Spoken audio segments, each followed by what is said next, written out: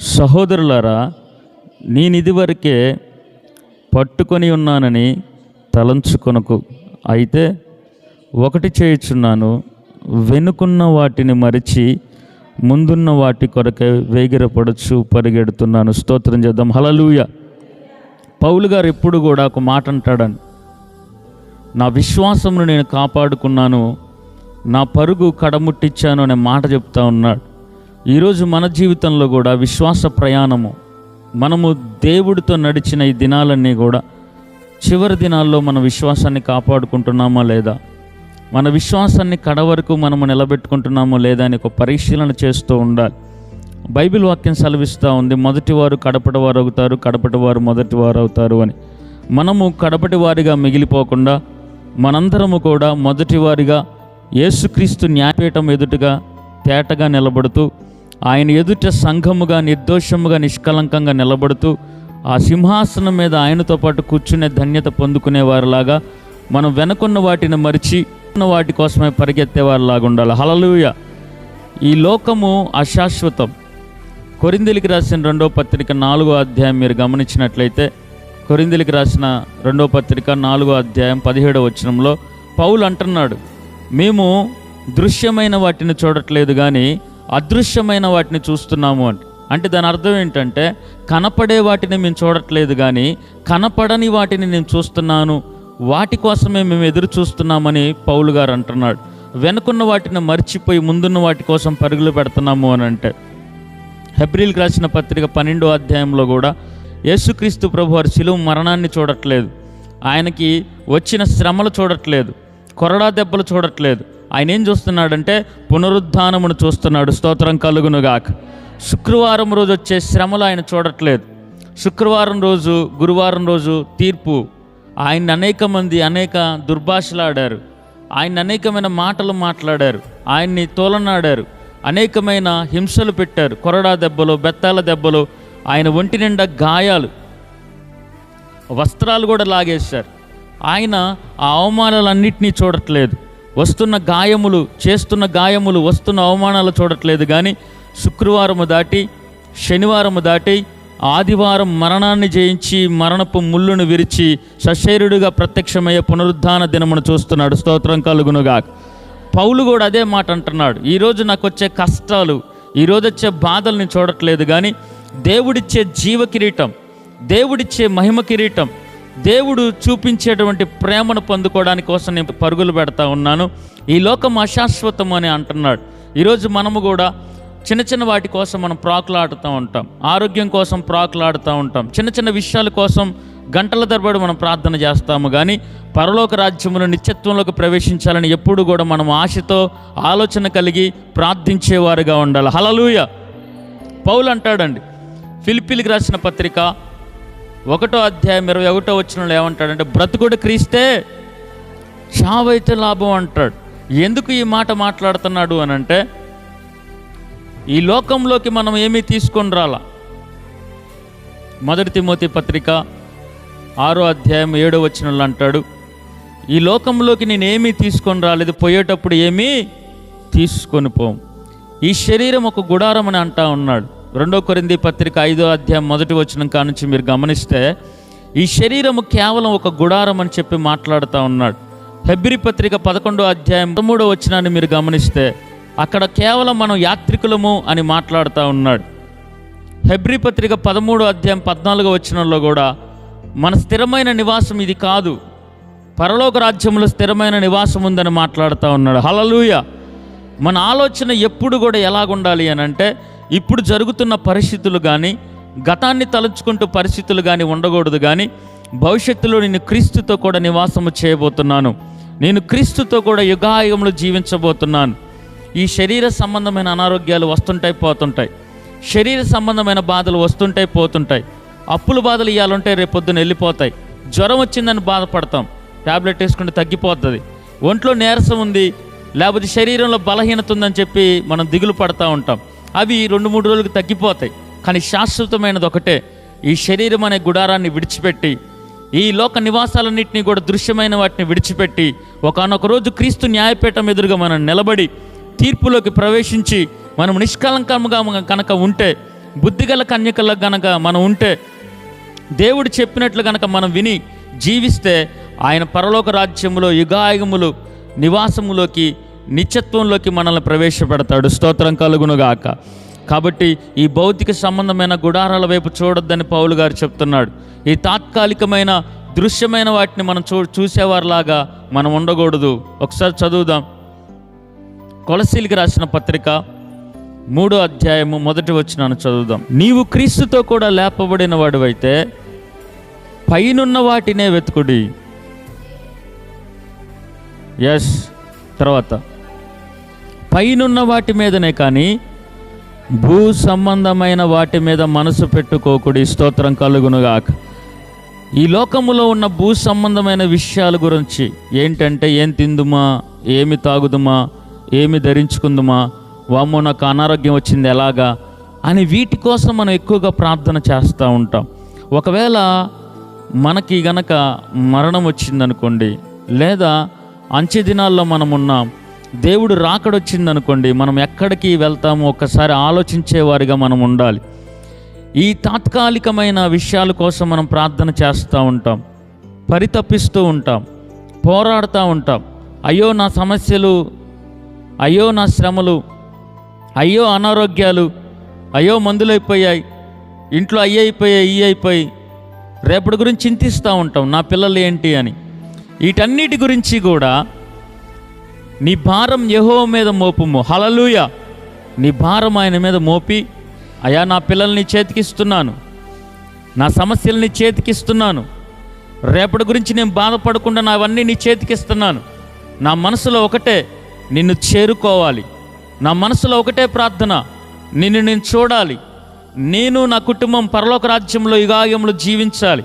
నా కొడుకు తప్పిపోకూడదు, నా కూతురు తప్పిపోకూడదు, నా భర్త తప్పిపోకూడదు, నా సంఘబిడ్డలు తప్పిపోకూడదు, నేను కడపటి వారిగా మిగిలిపోకూడదు, నా మాటను బట్టి నేను ఈ భూలోకంలో మిగిలిపోకూడదు, అగ్ని ఆరదు పురుగు చావదు అనే స్థలానికి నా మాటను బట్టి నేను వెళ్ళకూడదు, నా క్రియలను బట్టి నేను వెళ్ళకూడదు. ఈ శరీరముతో నిన్ను మహిమపరచాలి యేసయ్యా. స్తోత్రం కలుగునుగాక. నా కుటుంబం అంతటిని నీ చేతికి సమర్పిస్తున్నాను. భౌతిక సంబంధమైన అనారోగ్యాలను నీ చేతికి సమర్పిస్తున్నాను. నాకే సమస్యలున్నా, అది చదువులైనా, వివాహాలైనా, గర్భఫలాలైనా, అప్పుల బాధలైనా, అవన్నీ నీ చేతికిస్తున్నా యేసయ్యా. నేనైతే మొదట నీ రాజ్యమును నీతిని వెతుకుతాను. స్తోత్రం కలుగునుగాక. పౌలు గారు అంటున్నాడు, ఏమంటున్నాడు అంటే, నేను వెనుకున్న వాటిని మరిచి ముందున్న వాటి కోసం పరిగెడుతున్నా. బ్రతుకుట క్రీస్తే, నాకు చావైతే లాభం. ఈ శరీరం ఒక గుడారం. ఈ లోకంలో మనందరము కూడా యాత్రికుల్లాగా వచ్చాం. ఈ లోకంలోకి ఏమీ తీసుకొని రాలేదు. పోయేటప్పుడు కూడా ఏమి తీసుకొని మట్టిలో పెట్టేటప్పుడు మన బీరువా రాదండి. బీరువా 100 సార్లు తెరుస్తాం, కానీ బైబిల్ తెరవం. చెప్పండి, బీరువా ఎన్నిసార్లు తెరుస్తారు? 100 సార్లు తెలుస్తాం. పొయ్యి 100 సార్లు వెలిగిస్తూ ఉంటాం. వెలిగించాల్సింది పరిశుద్ధ గ్రంథంలోని వాక్యం, వెలిగించాల్సింది ప్రార్థన, వెలిగించాల్సింది దేవుడి సన్నిధిని మనం వెలిగించాలి. చూడండి, మనం మట్టిలో పెట్టబడేటప్పుడు ఏ వస్త్రాలు కానీ, మన భర్త కానీ, మన పిల్లలు కానీ, మనకున్న వస్తువులు కానీ ఏవి కూడా మట్టిలోకి రావు. మనం దిగంబరులుగా ఈ లోకానికి వచ్చాం, దిగంబరులుగా ఈ లోకం నుంచి వెళతాం. అదే యోబు గారు అంటున్నారు, అయ్యా నీ కొడుకులు చనిపోయారు కదా, ఆస్తినంతా నువ్వు కోల్పోయావు కదా, నీకు ఆరోగ్యం కూడా లేదు కదా, భార్య చంటదండి, ఇంకెందుకయ్యా దేవుణ్ణి దూషించి చచ్చిపో అంటే యోబు ఒక మాట అంటాడండి. ఏమంటాడో తెలుసా? నేను తల్లి గర్భంలో దిగంబరిగా వచ్చాను, దిగంబరిగానే ఈ లోకం నుంచి వెళ్ళిపోతాను. యెహోవా ఇచ్చాడు, యెహోవా తీసుకున్నాడు, యెహోవా నామానికి స్తుతి కలుగునుగాక. ఆమేన్, హల్లెలూయా. ఆయన అనుకుంటున్నాడు, నా శరీరం ఒక గుడారము, ఈ లోకము దృశ్యమైనవన్నీ కూడా తాత్కాలికమైనవి, ఏదో ఒక రోజు నేను పరలోకం వెళ్తాను అనే మాట యోబు గారు కలిగి ఉన్నాడు. తనకున్న బాధలన్నీ కూడా తీసుకెళ్ళి దేవుడి మీద మోపాడు. అందుకే 2 ఆశీర్వాదాన్ని పొందుకున్నాడు. స్తోత్రం కలుగునుగాక. చాలామంది దిగులుతో ఉంటారు, అయ్యో నా పిల్లలు ఏంటి, నా పరిస్థితి ఏంటని, నా భర్త పరిస్థితి ఏంటని దిగులుగా ఉంటారు. మనం ఆ విధంగా కాకుండా రేపొద్దున దేవుడిచ్చే ఆశీర్వాదం వైపు చూస్తూ ఉండాలి. ఈరోజున్న శ్రమల వైపు కాదు, రేపు దేవుడిచ్చే ఆశీర్వాదం వైపు మనం చూడగలగాలి. ఈరోజున్న అనారోగ్యం వైపు కాదు, దేవుడిచ్చే ఆరోగ్యం వైపు మనం చూడగలగాలి. ఇప్పుడున్న బాధల వైపు కాదు, దేవుడిచ్చే అద్భుతమైన ఆశీర్వాదాల వైపు మనం చూడగలగాలి. స్తోత్రం కలుగునుగాక. యాకోబు, మనం మాట్లాడుకున్నాం యాకోబు గురించి. యాకోబు దేవుడితోనూ మనుషులతోనూ పోరాడి గెలిచినటువంటి వ్యక్తి యాకోబు. ఆ యాకోబు భార్య చచ్చిపోయినప్పుడు గుండె పగిలేలాగా ఏడ్చాడు. యోసేపు చచ్చిపోయాడని వార్త వినగానే వస్త్రములు చించుకొని గుండె పగిలిపోయేలాగా ఏడ్చాడు.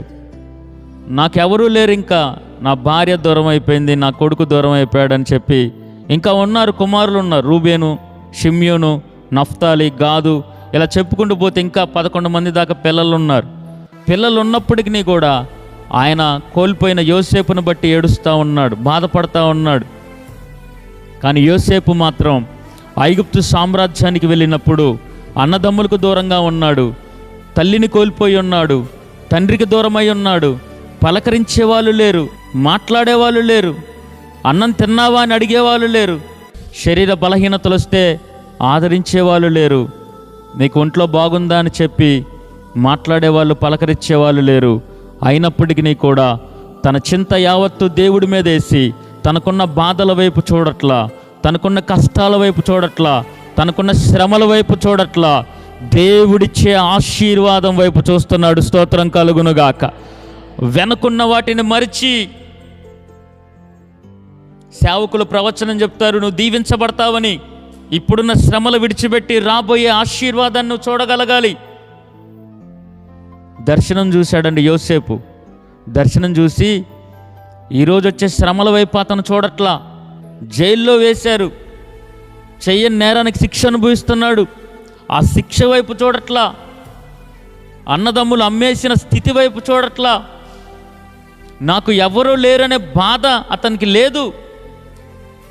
ఎంత బాధలో ఉన్నా, ఎంత శ్రమలో ఉన్నా, అది జైల్లో ఉన్నా, చెయ్యని నేరానికి శిక్ష అనుభవిస్తున్నా సరే, ఆయన గురి మాత్రం దేవుడిచ్చే ఆశీర్వాదం మీద మాత్రమే నిలిచి ఉన్నది. స్తోత్రం కలుగునుగాక. దేవుడిచ్చే దీవెనల మీదే తన గురి కలిగి ఉన్నాడు. స్తోత్రం కలుగునుగాక. దేవుడు నీకు ఉద్యోగం ఇవ్వాలని దర్శనం గనక నువ్వు కలిగి ఉంటే ఆ దర్శనం మీద నువ్వు ఆలోచన చేయి. నీ పిల్లల్ని దేవుడు దీవిస్తాడనే ఒక ప్రవచనం కానీ దర్శనం కానీ నీకు ఇస్తే దాని మీద నువ్వు గురి కలిగి ఉండు. దేవుడు నిన్ను దీవిస్తాడు అని ఒక మాట ఇస్తే, వాగ్దానం ఇస్తే, వాగ్దానము చేసిన వాడు నమ్మదగిన వాడు. స్తోత్రం కలుగునుగాక. ఆమేన్. చాలామంది చెప్తారు నాకు, అయ్యగారు మీకు కారు ఇస్తాడు దేవుడు అని చాలామంది సేవకులు ప్రవచనం చెప్తున్నారు. ఈ బిల్డింగ్ ఎలాగుంటుందో చాలామంది ప్రవచనం చెప్పారు. ఎంత సేవ చేస్తామన్నది చాలామంది ప్రవచనం చెప్పారు. ఇప్పుడున్న నా స్థితిని నేను చూడను, ఇప్పుడున్న కష్టాల వైపు నేను చూడను, ఇప్పుడున్న శరీర బలహీనతల వైపు నేను చూడను, ఇప్పుడున్న అప్పుల సమస్యలు, ఆర్థికపరమైన అవసరతల వైపు నేను చూడను. దేవుడిచ్చే ఆశీర్వాదం వైపు మాత్రమే చూసినప్పుడే అద్భుత కార్యాలను మనం పొందుకోగలుగుతాం. హల్లెలూయా. నేను అడుగుతున్నా, నీ పట్ల దేవుడు ఏ ప్రణాళిక కలిగి ఉన్నాడు? నీ కూతుర్ని, నీ కొడుకుని దేవుడు ఎంత ఆశీర్వదిస్తా అన్నాడు? లేదా నిన్ను దేవుడు ఎంత ఆశీర్వదిస్తా అన్నాడు? ఎన్ని వాగ్దానాలు చేశాడు నీ దేవుడు? నువ్వు ఇంకా దేని వైపు చూస్తున్నావు? కాలు నొప్పుల వైపు చూస్తున్నావా? నడుము నొప్పి వైపు చూస్తున్నావా? శరీర బలహీనతల వైపు చూస్తున్నావా? ఇంట్లో డబ్బులు లేవు అనే స్థితిని చూస్తున్నావా? ముసలాల వైపు పోతున్నా, ఇక మా పని అయిపోయిందిలే అని చూస్తున్నావా? లేదు లేదు. ఆకాశము గతించిన, భూమి గతించిన, ఆయన మాట గతించదు. స్తోత్రం కలుగునుగాక. రాహేలు చచ్చిపోవచ్చు కానీ దేవుడిచ్చిన వాగ్దానం చచ్చిపోలేదు. ఎలీషా చచ్చిపోవచ్చు కానీ దేవుడిచ్చిన వాగ్దానము చచ్చిపోలేదు. మనుషులుగా మనం మరణించవచ్చు కానీ దేవుడిచ్చిన వాగ్దానము, దేవుడిచ్చిన దర్శనం చనిపోదండి. మన కుటుంబం పట్ల దేవుడు ఏ వాగ్దానం అయితే కలిగి ఉన్నాడో, ఏ వాగ్దానం అయితే చేశాడో, ఏ దర్శనం అయితే మనకు కనపరిచాడో ఖచ్చితముగా ఈ నెరవేరుస్తాడు మన దేవుడు. స్తోత్రం కలుగునుగాక.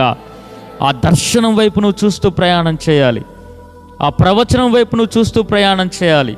ఆ వాగ్దానం వైపు నువ్వు చూస్తూ ప్రయాణం చేయాలి. ఒక మాట గుర్తుపెట్టుకోండి, వాగ్దానము చేసిన వాడు నమ్మదగిన వాడు. హల్లెలూయా. చెప్పండి ఒకసారి, గుండెల మీద చేసుకొని. నాకు మాట ఇచ్చినవాడు నమ్మదగినవాడు, వాగ్దానము చేసినవాడు నమ్మదగినవాడు, నా కూతురు జీవితం నిలబెడతా అని చెప్పినవాడు నమ్మదగినవాడు. సేవకులు రావచ్చు, రాకపోవచ్చు, సేవకులు పలకరించవచ్చు, పలకరించకపోవచ్చు, సేవకులు మరిచిపోవచ్చు, ప్రార్థన చేయొచ్చు. కానీ నా దేవుడు మాత్రం ఎవరు మరిచినా మరవని వాడు నా దేవుడు. స్తోత్రం కలుగునుగాక. ఎవరు విడిచినా విడవని వాడు. స్తోత్రం కలుగునుగాక. నీ దర్శనాన్ని నెరవేర్చువాడు. స్తోత్రం కలుగునుగాక. నీకిచ్చిన మాటని సకాలములో నెరవేర్చువాడు నా దేవుడు. స్తోత్రం కలుగునుగాక. నువ్వు చేయాల్సింది ఒకటే, నేను చేయాల్సింది ఒకటే, నీ దర్శనం వైపు గురి కలిగి ఉండు. నీ పిల్లల పట్ల దేవుడిచ్చు దీవెనల వైపు నువ్వు గురి కలిగి ఉండు. తాత్కాలికమైన వీటి వైపు చూడమాక. ఈ గుడారం మనం విడిచిపెట్టి వెళ్ళిపోతాం. ఈ ఇల్లన్నీ విడిచిపెట్టి వెళ్ళిపోవాలి. ఈ ఊరు విడిచిపెట్టాలి. ఈ శరీరం విడిచిపెట్టాలి. మనకి వేసుకునే వస్త్రాలు అన్నిటి కూడా విడిచిపెట్టాలి. ఒకానొక రోజు క్రీస్తు దగ్గరకు పోయి యుగాయుగంలో సంతోషంగా ఉండే రోజులు రాబోతూ ఉన్నాయి. ఇప్పుడు నువ్వు బాధలో ఉన్నా, ఇప్పుడు నువ్వు సంతోషంగా ఉన్నా, ఇప్పుడు నువ్వు ఏ స్థితిలో ఉన్నా, ఒకానొక రోజు ఈ శరీరం అనే గుడారాన్ని విడిచిపెట్టి వెళ్ళిపోతావు. కాబట్టి దీని గురించి ఆలోచన చేయమాకు. ఇప్పుడు పడే శ్రమల వైపు నువ్వు ఆలోచన చేయమాకు. ఇప్పుడున్న కష్టం గురించి నువ్వు ఆలోచన చేయమాకు. రేపుడు గురించి దేవుడిచ్చే ఆశీర్వాదం వైపు నువ్వు ఆలోచన చేయి. స్తోత్రం కలుగునుగాక. ఆమేన్. హల్లెలూయా. దేవుడు అన్నాడండి, చివరికి ఒక మాట చెప్పి ముగిచ్చేస్తే ఏంటంటే, ఐగుప్తు దేశంలో వాళ్ళందరూ బానిసలుగా ఉన్నప్పుడు పాలు తేనెలు ప్రవహించే దేశంలోకి మిమ్మల్ని తీసుకెళ్తాను దేవుడు వాగ్దానం చేశాడు. మోషే అన్నాడు, అసలు ఎట్లుంటుంది ఆ దేశం, ఎట్లుంటుంది పోయిరాండి అయ్యా అంటే, ద్రాక్షకాయలు ఎంత ఉంటాయండి చెప్పండి. ద్రాక్షకాయలు ఎంత ఉంటాయి? ఎంత ఉంటుంది ద్రాక్షకాయ? ఎంత ఉంటుంది? ద్రాక్ష గెలని ఎంతమంది మోయొచ్చు? ఇట్లా చిటికినెలతో మన 2 ఏళ్లతో ద్రాక్ష గెలను మోయొచ్చు. కానీ ఆ పాలు తేనెలు ప్రవహించే దేశం ఎట్లుందంటే, ద్రాక్ష గెలను ఇద్దరు మోసుకుంటూ పోతున్నారట. ద్రాక్షకాయలు ఇంతింత లావుగా పండాయి అంట. ఆమేన్. హల్లెలూయా. అంత గొప్ప ఆశీర్వాదకరమైన దేశం అది. పాలు తేనెలు ప్రవహించే దేశం అది. అటువంటి దేశంలోకి మిమ్మల్ని తీసుకెళ్తాను వాగ్దానం చేస్తే, వాళ్ళు ఎర్ర సముద్రం వచ్చినప్పుడల్లా వెనక్కి తిరిగి చూస్తున్నారు. మాకు అక్కడే బాగుందిగా, ఆడ పచ్చడి మెతుకులే బాగున్నాయిగా, అక్కడ ఉన్నప్పుడే బాగుండేదిగా, మేము ఆడున్నప్పుడే మంచిగా ఉన్నాం, ఇప్పుడేమో ఈ సేవకుడు మాటని చెప్పి మేమేమో దూకాం, ముందుకొచ్చాం, ఇక్కడికి పోయి చూస్తేనే అన్ని శ్రమలు వస్తున్నాయని చూస్తున్నారులే కానీ ముందున్న వాగ్దాన దేశాన్ని వాళ్ళు చూడలేకపోతున్నారు. హల్లెలూయా. ముందున్నటువంటి పాలు తేనెలు ప్రవహించే దేశాన్ని వాళ్ళు చూడలేకపోతున్నారు. ఆశీర్వాదకరమైన ఆస్తిని వాళ్ళు చూడలేకపోతున్నారు. వాళ్ళ పిల్లలందరికీ దేవుడు ఆస్తినిచ్చాడు. స్థలాలన్నీ పంచిపెట్టారు. 12 గోత్రంలో ఉన్న వాళ్ళందరికీ కూడా, అందరికీ కూడా దేవుడు పంచిపెట్టాడండి. అద్భుతమైన దేశాన్ని దేవుడు వాళ్ళకు అనుగ్రహించాడు. వీళ్ళ దృష్టి ఎప్పుడు ఎట్లుందంటే వెనక వైపే చూస్తున్నారు. ఇప్పుడున్న బాధలు ఏదన్నా చిన్న బాధ రాంగులోనే అప్పుడే మాకు బాగుంది, ప్రార్థన చేయనప్పుడే మాకు బాగుంది, ఉపవాసం చేయనప్పుడే నాకు బాగుంది, దేవుడి సన్నిధికి రానప్పుడే నాకు బాగుంది, దేవుడి సన్నిధిలో నేను నిలబడకుండా మంచిగా పాపంలో జీవిస్తున్నప్పుడే బాగుంది, లోకంలో జీవిస్తున్నప్పుడే బాగుంది, దేవుళ్ళలోకి వచ్చిన తర్వాత అన్ని శ్రమలు వస్తున్నాయి, దేవుళ్ళలోకి వచ్చిన తర్వాత కష్టాలు వస్తున్నాయి, బైబిల్ చదువుతున్నా, ప్రార్థన చేస్తున్నా, ఉపవాసం చేస్తున్నా, ఏ మేలు జరగట్లే, ఇంకా కీడు ఎక్కువైతుందని అందరూ అనుకుంటున్నారు. కానీ ఒక మాట ఏంటంటే, సేవకుడుగా నేను చెప్పేది, ఈ ఇరుకు మార్గం గుండా నువ్వు వెళ్తున్నప్పుడు ఒక ఆశీర్వాదకరమైన స్థలంలోకి నువ్వు నడిపించబడతావు. స్తోత్రం కలుగునుగాక. ఎక్కడ నువ్వు దీవించబడతావు, పరలోకంలో కూడా నువ్వు దీవించబడతావు. చాలామంది ఉద్దేశం ఏంటంటే, లోకంలో పాపం చేస్తున్నప్పుడే డబ్బులు బాగా మిగిలాయి, లోకంలో పాపంలో ఉన్నప్పుడే ఎవరు నన్ను అనుమానించలేదు, ఎవరు నన్ను ఏమనలేదు, కొద్దిగా మంచిగా ఉండాలి, పరిశుద్ధంగా ఉండాలి, ఏ పాపం చేయకూడదు, మంచిగా ప్రార్థన చేసుకోవాలనుకున్నప్పుడే నాకు శ్రమలు ఎక్కువైతున్నాయని చెప్పి అందరూ కూడా మధ్యలో దేవుడిని విడిచిపెడతారు. అదొక పరీక్ష, దేవుడు పెట్టే పరీక్ష. ఆ పరీక్షలో కనుక నువ్వు నిలబడితే నీ పిల్లల్ని నా దేవుడు ఆశీర్వదించడానికి ఇష్టపడతా ఉన్నాడు. స్తోత్రం కలుగునుగాక. అబ్రహాంతో దేవుడు ఒక మాట అన్నాడు, నీ కొడుకుని నాకు సమర్పించు అని, బలిగా ఇవ్వని. ఎప్పుడైతే బలిగా ఇవ్వడానికి అబ్రహాం సిద్ధపడ్డాడో అప్పుడు ఆశీర్వాదాలు ప్రారంభమయ్యాయి. అంతకుముందు ఆశీర్వాదాలు వచ్చాయి, కానీ దానికి మించిన ఆశీర్వాదాలు ఇప్పటి వరకు కూడా నిలిచున్నాయి. స్తోత్రం కలుగునుగాక. నీ పిల్లల పిల్లలు ఆశీర్వదించబడుదురుగాక. నీ పిల్లల పిల్లల పిల్లల తరతరములు దీవించబడుదురుగాక. అలా దీవించబడాలి అని అంటే నువ్వు ప్రయాణం చేయి. వెనకున్న వాటిని విడిచిపెట్టి ముందున్న వాటి కోసం ప్రయాణం చేయి. ఈ లోకంలోకి ఏమీ తీసుకొని రాలా, పోయేటప్పుడు ఏమి తీసుకొని పోవని చెప్పి ప్రయాణం చేయి. ఇది కేవలం ఒక గుడారం అని ప్రయాణం చేయి. దిగంబరులుగా వచ్చాము, దిగంబరులుగా పోతామని ప్రయాణం చేయి. ఏదో ఒకరోజు మనం మరణించి దేవుడి దగ్గరికి వెళ్ళాలని ప్రయాణం చేయి. భూ సంబంధమైన వాటి మీద మనసు పెట్టుకోకుండా ప్రయాణం చేయి. వెనకున్న వాటిని చూడకుండా ముందున్న వాటి కోసం వేగిరపడుతూ ప్రయాణం చేయి. యేసుక్రీస్తు ప్రభువారు శిలువ మరణం వైపు చూడట్లేదు, కానీ పునరుద్ధానపు శక్తి వైపు చూస్తున్నాడు. మరణపు ముళ్ళును విరిచి సశరీరుడిగా ప్రత్యక్షమయ్యేదాన్ని చూస్తున్నాడు. ఒంటి మీద గాయాలు చూడట్లా, ఒంటి మీద కొరడా దెబ్బలు చూడట్లా, ఆ శిరస్సు మీద ముళ్ళ కిరీటాన్ని చూడట్లా, ఒంటి మీద పడుతున్న ఉమ్ము వేతలను చూడట్లా, లాగి వేస్తున్న వస్త్రాలను చూడట్లా, మహిమ శరీరాన్ని మాత్రమే చూస్తున్నాడు. స్తోత్రం కలుగునుగాక. పునరుద్ధానపు శరీరాన్ని మాత్రమే చూస్తున్నాడు. స్తోత్రం కలుగునుగాక. మరణపు ముళ్ళును విరిచిన పునరుద్ధానపు శక్తిని మాత్రమే చూస్తున్నాడు. స్తోత్రం కలుగునుగాక. ఈరోజు మనం రోగాలు, బలహీనతలు, చిన్న చిన్న సమస్యలు, చిన్న చిన్న అప్పుల బాధలు, నీరసం వచ్చినట్టు ఎలా పడిపోతున్నారు? లేదండి, మనం ఎవరు అంటే సింహాలు ఎదురుగా ఉన్న ధైర్యంగా ఉన్న దానియేలు యొక్క రక్తం. మనం ఎర్ర సముద్రాన్ని చీల్చుకొని వచ్చిన మోషే యొక్క నాయకత్వపు లక్షణాలు కలిగి ఉన్న క్రీస్తు రక్తంలో కడగబడిన వారు మనం. అగ్నిగుండానికి కూడా భయపడినటువంటి భక్తుల జాబితాలో నుంచి బయటకు వచ్చిన వాళ్ళం మనం. చిన్న నీరసానికి డేలా పడిపోయి, చిన్న జలుబు వచ్చినా నీరసమే, మనకి జ్వరం వచ్చినా నీరసమే, ఏందో అర్థం కాదు. ఎందుకు భయపడుతున్నారు? భయంకరమైన తెగుళ్ళు వచ్చినా, ప్రపంచం మొత్తం మునిగిపోయిన దేవుడు ఒకటే మాట చెప్తాడు, నీ కుడి పక్కన 10,000 మంది పడినా, ఎడం పక్కన 1000 మంది కూలినా, ఏ అపాయము నీ కుటుంబం దగ్గరికి రాదు. స్తోత్రం కలుగునుగాక. గుట్టిగా టీవీలో టీవీలో వాక్యం పెడదాను ఓపెన్ చేయంగానే బస్సు తగల పడిపోయింది. ఇంకోటి రోజుకో బస్సు యాక్సిడెంట్ అవుతూ ఉంది. అది ఎక్కడ? సౌదీ అరేబియాలో బస్సు మొత్తం తగలబడిపోయి దాంట్లో హైదరాబాద్లో 21 మంది ఉన్నారంట. ఏంట్రా ఈ యాక్సిడెంట్లు అంటా ఉన్నప్పుడు ఈ చిన్న చిన్న విషయాలు, మన శరీరంలో వస్తున్న ఈ బలహీనతల వైపు చూస్తూ మనం భయపడకూడదు.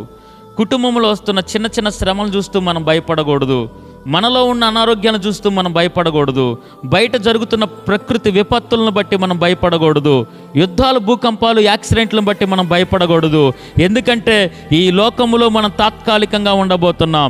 ఈ లోకము అశాశ్వతమని మనం ఎరిగి ఉన్నాం. ఇది కేవలం గుడారమని మనం ఎరిగి ఉన్నాం. మన శాశ్వత లోకం పైనుంది. స్తోత్రం కలుగునుగాక. కాబట్టి చిన్న చిన్న వాటికి భయపడద్దు, ధైర్యంగా ఉండండి. దేవుడు మీ కుటుంబాన్ని దీవించబోతున్నాడు. స్తోత్రం కలుగునుగాక. చివరిగా నేను ఒక మాట చెప్తున్నా, ఇప్పుడున్న దాని వైపు చూడమాక. దేవుడు నీకు ఒక వాగ్దానం చేశాడు, నీ పిల్లలకు ఒక వాగ్దానం చేశాడు, నీ కుటుంబానికి ఒక వాగ్దానం చేశాడు. నీకు ఒక దర్శనం కలిగి ఉంది. నువ్వు ఒక దర్శనం కలిగి ఉన్నావు. ఆ దర్శనము నెరవేర్చబడే రోజులు రాబోతా ఉన్నాయి. స్తోత్రం కలుగునుగాక. దేవుడిచ్చిన వాగ్దానము జాగు చేయక, ఆలస్యం చేయక నెరవేర్చే రోజులు రాబోతా ఉన్నాయి. స్తోత్రం కలుగునుగాక. కాబట్టి వాటన్నిటిని పొందుకునేవారిలాగా, వెనకున్న వాటిని మరిచి ముందున్న వాటి కోసం పరిగెత్తేవారిలాగా మనందరం ఉందుముగాక. భూ సంబంధమైన వాటి మీద మనసు పెట్టుకోకుండా పరిగెత్తేవారిలాగా మనం ఉందుముగాక. మనందరము కూడా దేవుడి వైపు చూస్తూ, విశ్వాసకర్తని యేసు వైపు చూస్తూ మన ఎదుట ఉంచబడిన పందెంలో ఓపికగా పరిగెత్తుదుము కాక. మనకొస్తున్న శ్రమల వైపు చూడకుండా దేవుడిస్తున్న వాగ్దానం వైపు చూస్తూ పరిగెత్తుదుముగాక. ఇటు మాటలు దేవుడు తన వినికిల్లో ఆశీర్వదించునుగాక. ఒకసారి లేచి నిలబడి చిన్న ప్రార్థన చేసుకుందాం. స్తోత్రము తండ్రి, స్తోత్రము దేవా. ఒకసారి గుండెల మీద చేసుకుని చెప్పండి, అయ్యా నేను భయపడుతున్నానా? చిన్న చిన్న అనారోగ్యాలకు భయపడుతున్నానా? చిన్న చిన్న అప్పుల బాధలకు భయపడుతున్నానా? కుటుంబంలో ఏమైపోతుందని భయపడుతున్నానా? చలిక్కువైతే భయం అవుతుంది. ఏంటి ఈ రోజులని? నిజమే, మిట్ట మధ్యాహ్నం కూడా చలి వేస్తూ ఉంది. ఎప్పుడు లేదే, ఏ కాలంలో లేని విధంగా ఈ కాలాల్లో భయంకరమైన రోజులు మనం చూస్తున్నాం. ఏంటి ఈ దినాలు ఇలాగున్నాయి? నిజంగా యేసుక్రీస్తు ప్రభు చెప్పినటువంటి అంచె దినాల్లో మనం ఉన్న గుండెల మీద చేసుకుని ఒకసారి దేవా, నిజమే మేము కూడా కొన్నిసార్లు భయపడుతున్నాం. వీటన్నిటిని చూస్తూ, వార్తలు చూస్తూ భయపడాల్సిన పరిస్థితులు, కుటుంబాలను చూస్తూ భయపడాల్సిన పరిస్థితులు, అనారోగ్యాలను చూస్తూ భయపడాల్సిన పరిస్థితులు, అప్పుల బాధలు చూస్తూ భయపడాల్సిన పరిస్థితులు, పిల్లల వైపు చూస్తూ భయపడాల్సిన పరిస్థితులు, నాకే బాగలేదనుకుంటే నా పిల్లల పరిస్థితి ఏంటి అని చెప్పి భయపడే పరిస్థితులు.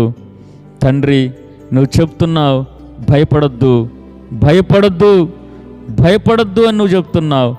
నీ కుడి పక్కన 10,000 మంది పడినా, ఎడం పక్కన 1000 మంది కూలినా ఏ అపాయము రాదని నువ్వు వాగ్దానం ఇస్తున్నావు. మాట ఇచ్చినవాడు నమ్మదగినవాడు అని చెప్పి మాతో మాట్లాడుతున్నావు. వాగ్దానం చేసినవాడు నమ్మదగినవాడు అని చెప్పి మాట్లాడుతున్నావు. అయ్యా, మేము కూడా యోసేపు వలె వస్తున్న శ్రమల వైపు చూడకుండా, కలుగుతున్న బాధల వైపు చూడకుండా, ఇచ్చే ఆశీర్వాదాల వైపు చూసే భాగ్యాన్ని మాకు దయచేయి. ఎవరికైనా దేవుడు వాగ్దానం చేశాడు, గుండెల మీద చేసుకొని చెప్పండి, దేవా నువ్వు నాకు మాట ఇచ్చావు కదా నా పిల్లల విషయంలో, దేవా నువ్వు నాకు మాట ఇచ్చావు కదా నన్ను నిలబెడతావని, దేవా నువ్వు నాకు మాట ఇచ్చావు కదా నా కుటుంబంలో కార్యం జరిగిస్తావని, దేవా నువ్వు నాకు దర్శనం ఇచ్చావు కదా నా కుటుంబాన్ని నిలబెడతావని. అది భర్త అయినా, అది కొడుకులైనా, అది మనవళ్ళు మనవరాళ్ళైనా, అది ఎవరినైనా ఎవరి కోసమైనా దేవుడు వాగ్దానం ఇస్తే అది నెరవేర్చగల సామర్థ్యము గలవాడై ఉన్నాడు మన దేవుడు. స్తోత్రం కలుగునుగాక. అది నీ జీవితంలో జరుగునుగాక, అది నీ జీవితంలో నెరవేర్చబడునుగాక. అయ్యా, అది జరగాలంటే మేము వెనకున్న వాటిని మరిచి ముందున్న వాటి కోసం పరిగెత్తే భాగ్యమును మాకు దయచేయి. ఈ గుడారము వైపు కాకుండా శాశ్వతమైన పరలోక నివాసం వైపు చూసే భాగ్యాన్ని మాకు దయచేయి. చెప్పండి చివరిగా, యేసయ్యా రాకడకు నన్ను సిద్ధపరచయ్యా, రాకడలో నేను ఎత్తబడాలి దేవా. ఎంత భక్తి చేసి నాయన మేము విడిచి ఇక్కడ ఆగిపోతే ఇంకెందుకు మా ప్రయాణం, ఇంకెందుకు మా ప్రార్థన, ఇంకెందుకు మా పరిశుద్ధాత్మ అభిషేకము? ఇంత వాక్యం విని, ఇంత ప్రార్థన చేసి, ఇన్ని చేసి చివరిగా టీవీ చూస్తున్నప్పుడే దేవుడు రాకడొస్తే ఏంటి పరిస్థితి? నువ్వు బల్లల మీద కూర్చున్నప్పుడు దేవుడు రాకడొస్తే ఏంటి పరిస్థితి? నువ్వు లోకంలో ఉన్నప్పుడు దేవుడు రాకడొస్తే ఏంటి పరిస్థితి? అయ్యా, విడవబడే గుంపులో మేము ఉండకూడదయ్యా, విడవబడే గుంపులో నేను ఉండకూడదయ్యా. చెప్పండి, నా భర్త, నా పిల్లలు, నేను రాకడలో ఎత్తబడాలయ్యా. సిద్ధపాటును మాకు దయచే, సిద్ధపాటును మాకు దయచే. విడవబడే గుంపులో మేము ఉండకూడదయ్యా, 7 ఏండ్ల శ్రమల గుంపులో మేము ఉండకూడదయ్యా. అయా, మధ్యాకాశంలోకి ఎత్తబడే గుంపులో మమ్మల్ని చేర్చమని దినదినము కూడా మాతో మాట్లాడుతున్నవాడా, మమ్మల్ని సరిచేస్తూ నిలబెడుతూ నడిపించి మీరు మాత్రమే మహిమ పొందమని విన్న వాక్యాన్ని మా హృదయంలో ముద్రిస్తూ వాక్యానుసారమైన జీవితాలను మా అందరికీ అనుగ్రహించమని, వివాహ శుభకార్యాల కోసం ఎదురు చూస్తున్న వారికి శుభకార్యములు జరుగునుగాక, గర్భఫలముల కోసం ఎదురు చూస్తున్న వారికి గర్భఫలములు కలుగునుగాక, విడిపోయిన కుటుంబాల్లో అద్భుతాల కోసం ఎదురు చూస్తున్న వారికి అద్భుత కార్యాలు జరుగునుగాక, మారు మనసు కలుగునుగాక, చదువుకునే పిల్లలకి మంచి జ్ఞానము కలుగునుగాక, యేసు నామములో ఉద్యోగములు లేని వారికి ఉద్యోగములు కలుగునుగాక, ఉద్యోగములు కలుగునుగాక, వ్యాపారములు దీవించబడునుగాక. చదువుకునే పిల్లలు ఎక్కడున్నా సరే, హాస్టల్స్లో ఉంటున్నా, అనుదినము ప్రయాణాలు చేస్తున్నా, వాళ్ళు ఎక్కడ ఉన్నా సరే అగ్ని ప్రాకారములు కంచె వేయబడునుగాక, వాళ్ళకి సమృద్ధి సమస్తము సమకూడి మేలు జరుగునుగాక. మన సమీపస్తులు, దూరస్తులు, రక్త సంబంధికులు, మన కుటుంబస్తులు బండ్ల మీద వెళ్తున్నా, బస్సుల్లో వెళ్తున్నా, ట్రైన్లో వెళ్తున్నా, ఆటోల్లో వెళ్తున్నా, వాళ్ళు విమానాల్లో వెళ్తున్నా, కాలినడకన వెళ్తున్నా, ట్రాక్టర్లో వెళ్తున్నా, ఎక్కడ ప్రయాణము చేస్తున్నా ఆపదలు తప్పించబడునుగాక, అపాయాలు తప్పించబడునుగాక, యాక్సిడెంట్లు ఆగిపోవునుగాక, అకాల మరణాలు కొట్టివేయబడునుగాక. ఒకసారి గుండెల మీద చేసుకొని మనకు సంబంధించిన వారిలో ఒక చేయి పైకెత్తి, దేవా ఎవరైనా అనారోగ్యంతో ఉన్నారేమో, హాస్పిటల్లో ఎవరైనా ఉన్నారేమో, మంచం మీద లేవలేని స్థితిలో ఎవరైనా ఉన్నారేమో, అయ్యా భయంకరమైన అనారోగ్యంతో ఎవరైనా బాధపడుతున్నారేమో, ఈ చలి వలన కానీ, వాతావరణం వల్ల కానీ, నీరసము కానీ, ఆయాసము కానీ, బీపీ షుగర్లు కానీ, శరీర బలహీనతలు కానీ, అనారోగ్యము కానీ, థైరాయిడ్ కానీ, తలలో కానీ, కాళ్ళల్లో కానీ, నడుముల్లో కానీ, ఎముకల్లో కానీ, రక్తంలో కానీ, మాంసంలో కానీ, నడినెత్తి నుంచి అరిపాదములకు ఎటువంటి బలహీనత ఉన్నా నజరేయుడైన యేసుక్రీస్తు నామములో ఆయన పొందిన దెబ్బల చేత స్వస్థత కలుగునుగాక, విడుదల కలుగునుగాక. తండ్రి, ఇక్కడ ఏకీభించిన వారిలో మాకు ఎటువంటి శరీర బలహీనతలున్నా దేవా మా కాళ్ళల్లో ఉన్న బలహీనతను తొలగించండి. నడుస్తున్నప్పుడు బిడ్డలు బలహీనపరచబడుతున్నారేమో, కూర్చుంటున్నప్పుడు, అయా నిలబడుతున్నప్పుడు, నడుస్తున్నప్పుడు, వృద్ధాప్యంలో ఎవరైతే ఉన్నారో ప్రభువా, ఎవరైతే రక్తంలో హీనత కలిగి ఉన్నారో, రక్తం ఇన్ఫెక్షన్ కలిగి ఉన్నారో, ఎవరైతే జ్వరాలతో బాధపడుతున్నారో, ఎవరైతే నరముల్లో ఎముకల్లో బలహీనతతో బాధపడుతున్నారో, ఎవరైతే వృద్ధాప్యం ముందు నడవలేక బాధపడుతూ ఉన్నారో, వారందరికీ కూడా మంచి ఆరోగ్యము కలుగునుగాక. వారందరికీ కూడా సంపూర్ణమైన ఆరోగ్యము కలుగునుగాక. నీరసము, ఆయాసము, చలి వల్ల వస్తున్న ప్రతి బలహీనతలు కూడా కొట్టివేయబడునుగాక. మంచం మీద ఉన్న ప్రతి ఒక్కరికి కూడా విడుదల కలుగునుగాక. అయ్యా మీరే కృప చూపించండి, సహాయం అనుగ్రహించమని. అయ్యా ఇంకా ఎవరైతే బలహీనులుగా ఉన్నారో వారిని చేతికి సమర్పిస్తున్నాం. ఎవరైతే ప్రభు చీకటి శక్తుల చేత, అపవిత్రాత్మల చేత బాధింపబడుతున్నారో, చేతబడి చెల్లంగి శక్తుల చేత బాధింపబడుతున్నారో, ఎవరైతే ప్రభు దురాత్మల చేత పీడింపబడుతున్నారో, ఈ నజరేయుడైన యేసుక్రీస్తు శక్తిగల నామములో విడుదల కలుగునుగాక. పీడ కళల నుంచి విడుదల కలుగునుగాక. చెడు కళలు, మరణాలు ఎవరికైతే చనిపోయినట్టు కళలు వస్తున్నాయో, ఎవరికైతే భయాందోళన కళలు వస్తున్నాయో, ఎవరికైతే ఏదో జరిగిపోతున్నట్టు ఉలిక్కిపడి లేస్తూ ఆ పీడ కళలు వస్తున్నాయో, వాటి నుంచి విడుదల కలుగునుగాక. మంచి నిద్ర నజరేయుడైన యేసు నామములో కలుగునుగాక. ఆయా విశ్రాంతిని దయచేయండి, నెమ్మదిని దయచేయండి, సమాధానమును దయచేయండి. ఏకీభించిన ప్రతి ఒక్కరిని, వారి కుటుంబ సభ్యులని, ఆయా ఈ మాటలు వింటున్న ప్రార్థనలు ఏకీభిస్తున్న ప్రతి ఒక్కరిని కూడా నీ చేతికి సమర్పించుకుంటూ, ఈ ప్రార్థన మనవులన్నీ మా ప్రభువును, మా రక్షకుడు నజరేయుడైన యేసుక్రీస్తు నామములో అడిగి వేడుకుంటూ పొంది ఉన్నాము తండ్రి. మన తండ్రి అయిన దేవుడి ప్రేమ, ప్రభువైన యేసుక్రీస్తు కృప, పరిశుద్ధాత్ముడి కనును సహవాసము, సహాయము, సమాధానం చేరువచ్చిన ప్రతి ఒక్కరికి, చేసిన ప్రార్థన అంశాలకి, చెప్పబడిన వాక్యానికి, ఏకీభించిన ప్రతి కుటుంబానికి, గ్రామానికి, సకల పరిశుద్ధులకి సదాకాలము తోడే ఉండి నడిపించి కాచి కాపాడును గాక. Amen, amen, amen. దేవుడు మీ అందరిని దీవించును గాక.